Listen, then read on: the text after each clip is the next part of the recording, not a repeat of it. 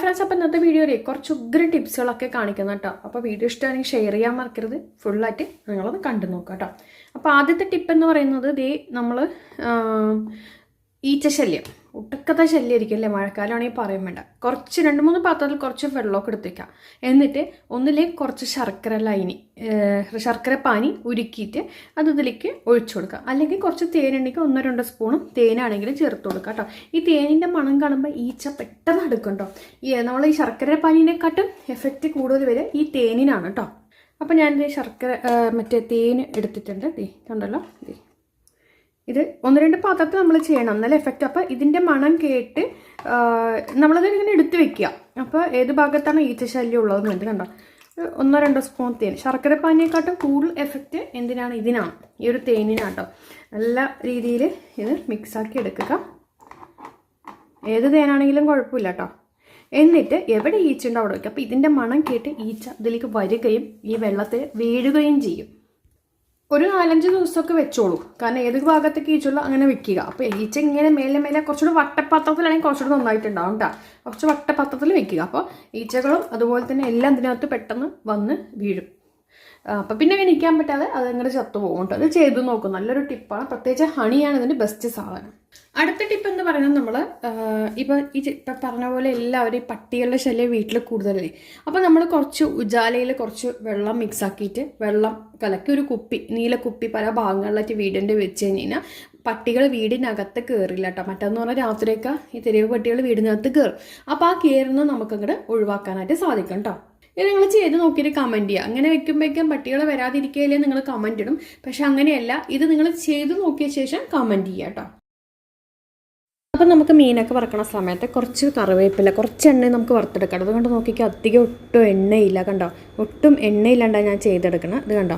അപ്പോൾ നമുക്കതിൽ കുറച്ച് കറിവേപ്പിലയും കൂടി ഇട്ട് ചെയ്യുകയാണെങ്കിൽ എണ്ണ അധികം വേണ്ട. ഓക്കെ. അതുപോലെ തന്നെ നമുക്ക് ഒട്ടും തന്നെ അടിപിടിക്കത്തുമില്ല. അതാണ് അതിൻ്റെ ഒരു ഇത് കേട്ടോ. അപ്പോൾ അത് എല്ലാവർക്കും അറിയാവുന്നതായിരിക്കും. ഓക്കെ. അപ്പോൾ അത് കണ്ടോ. അപ്പോൾ നമുക്കത് പ്രത്യേകിച്ച് ഇത് അയിലയാണ്. പെട്ടെന്ന് അങ്ങോട്ട് ചില മീനുകൾ പെട്ടെന്ന് നമ്മുടെ പാനിലങ്ങ് ഒട്ടിപ്പിടിക്കും എണ്ണ കുറവാണെങ്കിൽ. ഇതെന്ന് പറയുമ്പോൾ അങ്ങനെയില്ല. നമുക്ക് എന്താ പറയുക, വെളിച്ചെണ്ണ ഒഴിച്ച ശേഷം കറിവേപ്പില ഇട്ടിട്ട് നിങ്ങൾ ഇടുകയാണെങ്കിൽ ഒട്ടും തന്നെ ഇത് ഒട്ടിപ്പിടിക്കില്ല കേട്ടോ. അപ്പോൾ ഇതൊന്ന് ചെയ്ത് നോക്കാം. അടുത്തെന്ന് പറഞ്ഞാൽ മുട്ട റോസ്റ്റ് ഉണ്ടാക്കുമ്പോൾ ഈ ഉള്ളി വഴറ്റിയെടുക്കുന്ന ഒരു മഹാസമയം തന്നെയല്ലേ. ഒരുപാട് സമയം പോകും. ഒരു സ്പൂണ് വെളിച്ചെണ്ണ ഒഴിച്ചിട്ടുണ്ട് കേട്ടോ. ഒരു കുക്കർ എടുത്തിട്ടുണ്ട്. വെളിച്ചെണ്ണ ഒഴിച്ച ശേഷം നമുക്കതിൽ കുറച്ച് മസാലകളെല്ലാം എടുത്ത് വെച്ചിട്ടുണ്ട്. അത് ഞാൻ എന്താണെന്ന് പറഞ്ഞുതരാം. ആദ്യം മഞ്ഞൾപ്പൊടി ഇട്ട് കൊടുത്തിട്ടുണ്ട്. പിന്നെ അതിനുശേഷം നമുക്ക് മുളക് പൊടി, കുരുമുളക് പൊടി, ഗരം മസാല, പെരിഞ്ജീരകം, ഇത്രയും സംഭവം, മല്ലിപ്പൊടി എല്ലാം ആവശ്യത്തിന് കുറച്ച് നിങ്ങൾ സാധാരണ ചെയ്യണ പോലെ അതെല്ലാം ഇട്ട് കൊടുത്തിട്ടുണ്ട്.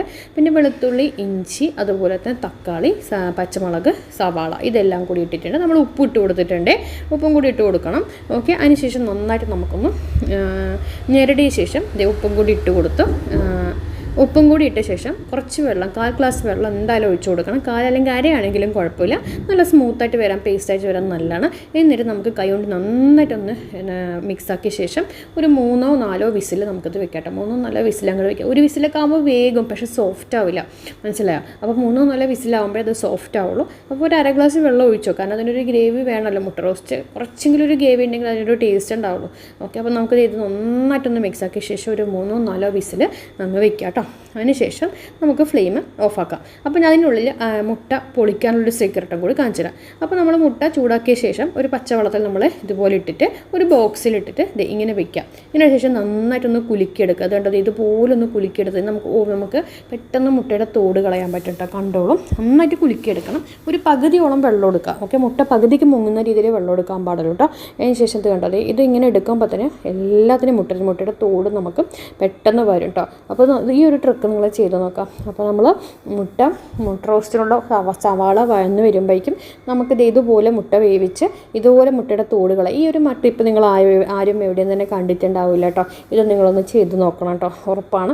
ഒരു മുട്ടയാണെങ്കിൽ തന്നെ നമ്മൾ ഗ്ലാസ്സിൽ 1/2 ഗ്ലാസ് വെള്ളത്തിൽ നമുക്കിതുപോലെ വെച്ചിട്ട് ഒന്ന് കുലിക്കുകയാണെങ്കിലും നമുക്ക് കറക്റ്റായിട്ട് കിട്ടും കേട്ടോ.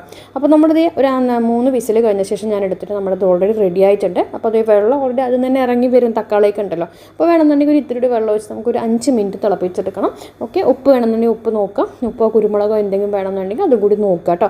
അപ്പോൾ നന്നായിട്ടൊന്ന് ഉടച്ചും കൂടെ അങ്ങോട്ട് വേണമെന്നുണ്ടെങ്കിൽ നമുക്ക് കൊടുത്തോളൂ.